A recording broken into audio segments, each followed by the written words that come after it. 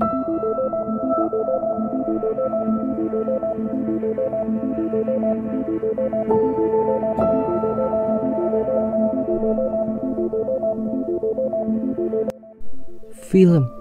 dibuka dengan memperlihatkan seorang pria yang sedang meletakkan batu kristal miliknya di tempatnya. Dengan kondisi rumah yang tadinya hangus terbakar kembali menjadi seperti semula. Saat itu Veronica terbangun dari tidurnya. Setelah terbangun, dia mencari suaminya yang bernama Him. Him merupakan seorang penulis buku dan juga penyair. Mereka bersaja pindah ke rumah yang sekarang mereka tempati. Pada pagi yang sama, Veronica membuatkan sarapan untuk suaminya. Dan ketika hari menjelang malam, saat Him sedang menuliskan mahakaryanya, mereka kedatangan seorang tamu tak diundang yang mengaku sebagai dokter ortopedik dan merupakan penggemar fanatik buku-buku dan syair yang dibuat oleh Him selama ini. Tentu saja Him dengan senang hati menyambut tamunya itu dan mengajaknya untuk minum teh bersama. Tak sampai situ, Him juga mengajak pria asing itu untuk menginap di rumah mereka. Berbeda dengan Him, Veronica seolah tak menyetujuinya ketika ada seseorang asing yang menginap di rumah mereka. Namun karena hari sudah semakin larut, mau tak mau, Veronica juga akhirnya mengizinkan pria itu menginap di rumah mereka yang memang cukup besar. Setelah itu, Veronica memperhatikan suaminya sedang berbincang dengan penggemarnya. Mereka saat itu berbicara tentang batu kristal yang sangat berharga. Dan juga Him yang seolah dipuja-puja oleh dokter ortopedi itu. Lalu setelahnya Veronica mendapati suaminya dan penggemar fanatiknya itu yang terlihat sedang sakit parah dan muntah-muntah di dalam WC mereka. Di keesokan harinya, seorang tamu wanita datang ke rumah mereka yang merupakan istri dari dokter itu. Him mengizinkan mereka tinggal selama yang mereka mau. Tentu saja Veronica tidak menyetujuinya tentang orang asing yang tinggal satu atap dengan mereka. Berbeda dari tamu pada umumnya, mereka sebagai tamu yang tak diundang banyak sekali membuat masalah, seolah tak menghargai Veronica dan Him sebagai pemilik rumahnya, dan juga memecahkan batu kristal yang paling berharga yang Him miliki saat itu. Kejadian itu membuat Him sangat murka dan kecewa dan menyuruh tamunya keluar ruangan. Meskipun kejadian tersebut membuat Him murka, tetapi dia tidak mengusir tamu itu dan berbelas kasih memaafkan kesalahan mereka. Tak lama kemudian, dua anak dari pasangan suami istri itu datang.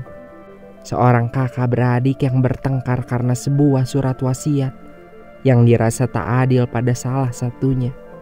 Pertengkaran hebat terjadi di rumah itu hingga menyebabkan salah satunya meninggal dunia. Anak sulungnya pergi meninggalkan rumah itu setelah membunuh adiknya. Him beserta suami istri itu pergi membawa anak mereka menuju rumah sakit, meninggalkan Veronica seorang diri yang harus membersihkan bercak-bercak darah yang tercecer. Ketika Veronica membersihkan sisa darah di lantai, dia menemukan kayu lapuk yang membuat darah mengalir ke bawah. Dan ketika Veronica mengeceknya ke bawah, dia menemukan sebuah ruangan rahasia di sana yang berisikan bahan bakar. Him yang sudah kembali dari rumah sakit mengabarkan bahwa anak dari pasangan suami istri itu telah dikremasi. Beberapa waktu kemudian pasangan suami istri itu datang kembali dengan membawa saudara dan teman-teman mereka untuk berkabung. Him mengizinkannya melakukan sesuai apa yang mereka mau, menjadikan rumah itu layaknya rumah duka dengan begitu banyak orang asing. Veronica juga tak dapat berbuat banyak ketika mereka semua sudah berada di sana, dan lama-kelamaan tamu-tamu mereka bertindak di luar batas dengan menggunakan barang-barang tanpa izin dan merusak perabotan rumah tangga. Veronicanya bisa terdiam dan membereskan dari apa yang mereka lakukan. Tetapi di suatu ketika dua tamu menyebabkan wastafel ambrol dan menyebabkan bocornya pipa yang membanjiri rumah. Veronica langsung mengusir mereka semua keluar dari rumahnya, dan para tamu itu langsung meninggalkan tempat itu. Suaminya marah kepada Veronica tentang perlakuan kasarnya pada para penggemar fanatiknya, karena suaminya menginginkan mereka tetap berada di rumah itu untuk menemani di sepanjang hidup mereka. Beberapa hari kemudian, Veronica mengabarkan dirinya sedang mengandung anak pertamanya. Kabar itu disambut sangat bahagia oleh Him dan buat kehidupan mereka normal kembali, tanpa tamu-tamu yang Veronica tak inginkan. Sampai pada kehamilan besar, sebuah mahakarya yang diciptakan suaminya selesai diciptakan dan sangat laris di pasaran.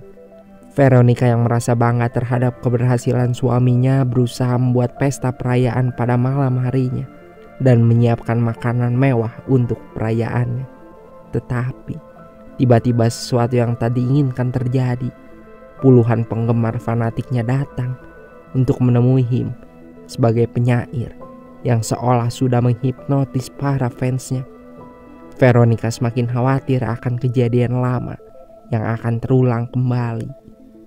Sementara Him sibuk meladeni para penggemarnya yang semakin banyak berkumpul di depan rumahnya, dan satu persatu orang memasuki rumahnya tanpa permisi, yang seolah menganggap rumah tersebut adalah rumah bersama, menumpang, bahkan memindahkan barang-barang ke tempat yang tak semestinya.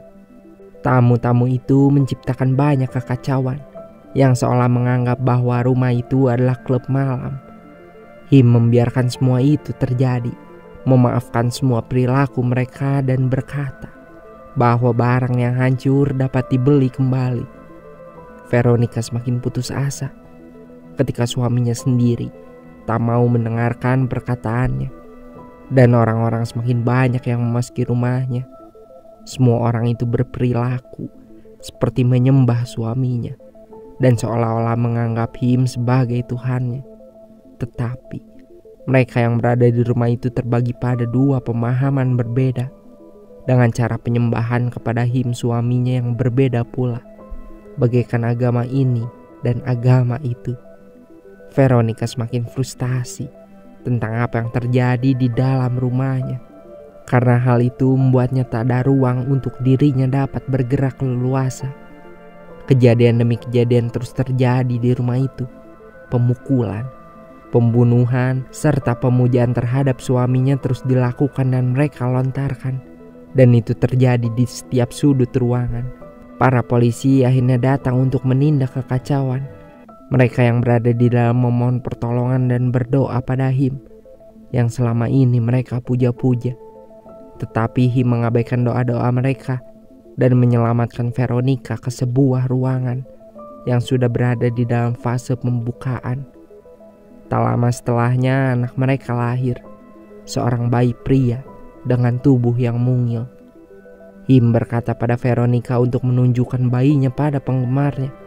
Dengan suara yang parau, Veronica melarangnya.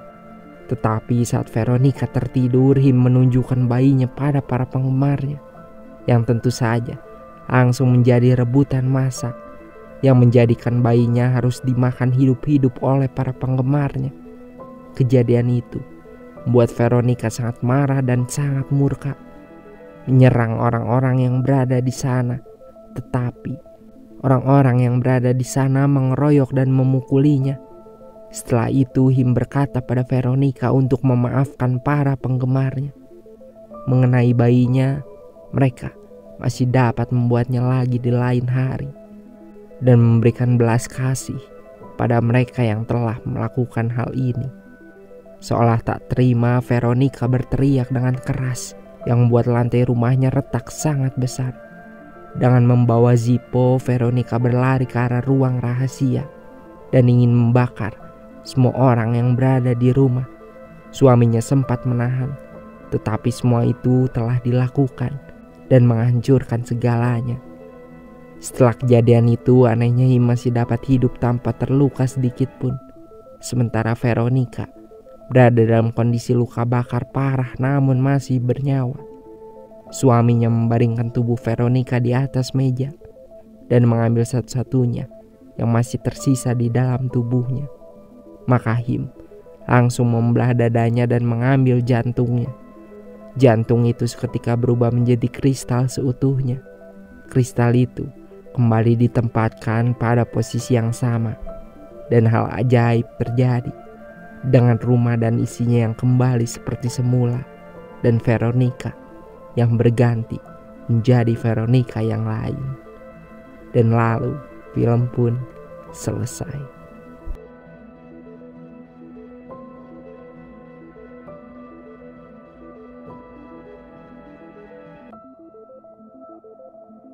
Sebuah karya seni surrealisme yang menuntut rasa hormat terlepas dari bagaimana seseorang bereaksi terhadapnya.